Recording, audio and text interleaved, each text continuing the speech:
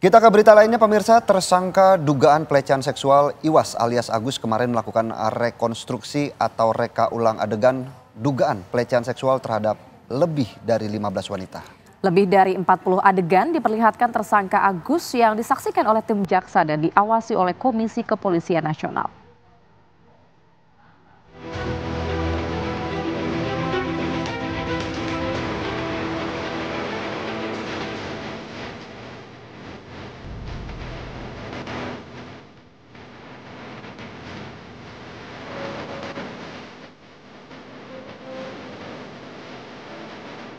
Proses rekonstruksi atau reka ulang adegan dugaan pelecehan seksual yang dilakukan oleh tersangka penyandang disabilitas Agus digelar di 3 lokasi pada hari Rabu.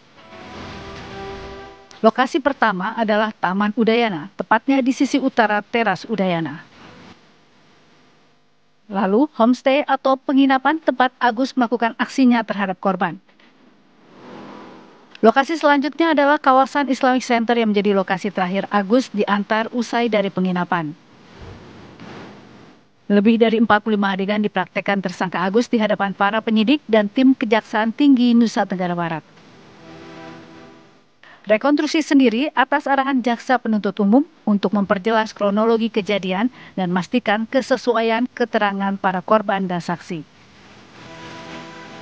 Polisi menegaskan bahwa rekonstruksi ini merupakan bagian dari upaya pengumpulan bukti untuk proses hukum lanjutan. Dari 3 lokasi yang kita lakukan di dalam BAP, sebenarnya ada 28 adegan yang tertuang dalam BAP yang kita skenario-kan. Tetapi saat ini berkembang di lapangan itu ada 49 adegan.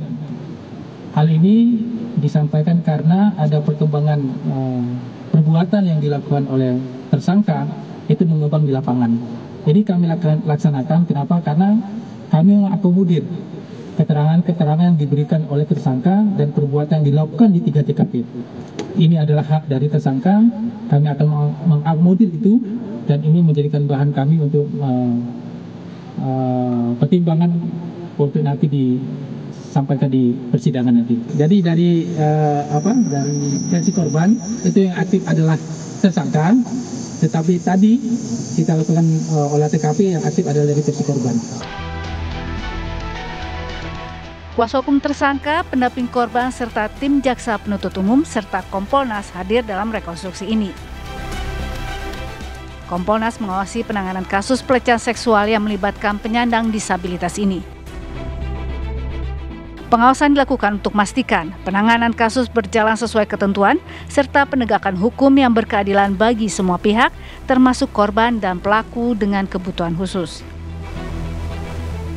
Tapi yang kami lakukan adalah sebatas bahwa penyidik sudah proper atau tidak. Jadi tidak hanya menangani tersangka, tetapi juga menangani korbannya. Ini dua-duanya adalah kelompok rentan. Jadi penyidik harus memahami bagaimana menangani seseorang sebagai tersangka yang kelompok rentan maupun korban perempuan kelompok rentan. Kalau ini sudah semuanya dilakukan, artinya penyidik sudah on the track. Dalam kasus dugaan pelecehan seksual yang melibatkan penyandang disabilitas ini, sebanyak 15 orang perempuan menjadi korban dan telah melapor ke Komisi Disabilitas Daerah Provinsi NTB. Jumlah tersebut bertambah dari sebelumnya 13 orang. Dari Mataram, Nusa Tenggara Barat, Herman Zuhdi, Tihuan, mengabarkan.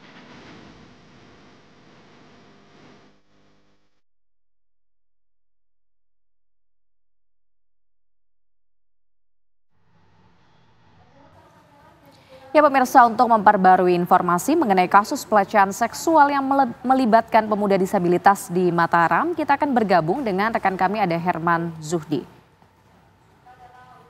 Ya, selamat siang Herman, bagaimana update terkini mengenai kasus pelecehan seksual tersebut?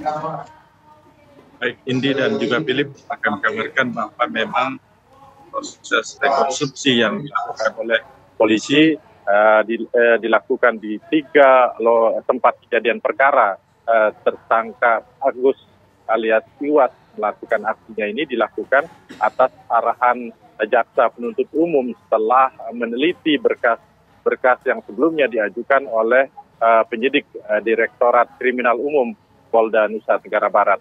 Ada sejumlah berkas, ada sejumlah keterangan termasuk kesesuaian antara keterangan korban dan keterangan tersangka hingga diaktualkan atau dilakukan proses reka ulang adegan dari kasus yang terjadi.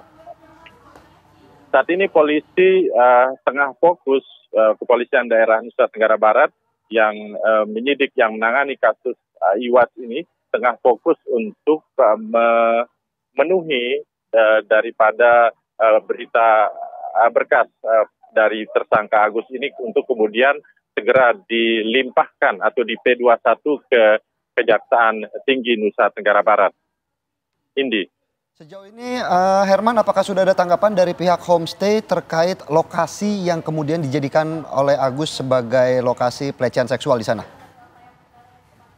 Baik Philip dan juga pemirsa, memang lokasi yang menjadi tempat kejadian perkara atau tempat Agus menggagahi atau melakukan pelecehan seksual terhadap para korbannya memang telah sesuai dengan laporan daripada korban, sehingga ada satu kamar atau bagian dari homestay tersebut yang selalu digunakan oleh tersangka untuk melakukan aksi pelecehan terhadap para korbannya.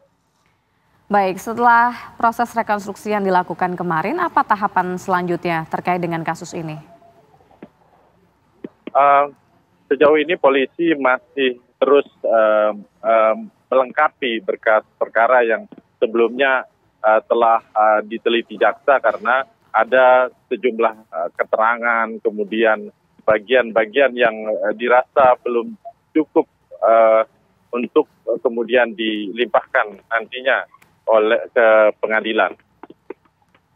Herman, untuk agenda rekonstruksi kemarin apakah melibatkan atau direkonstruksi terkait beberapa korban yang telah melapor atau hanya satu korban yang direkonstruksi kemarin? Memang rekonstruksi yang dilakukan pada Rabu kemarin hanya fokus pada satu korban. Korban terakhir yang berstatus mahasiswi, karena dari keterangan polisi satu korban ini merupakan korban utama yang nantinya sisa korban yang 7 dari 15 korban itu hanya untuk melengkapi atau menjadi saksi dari korban pertama, untuk artinya untuk berkas tersebut menjadi pelengkap nantinya untuk kemudian di persidangan.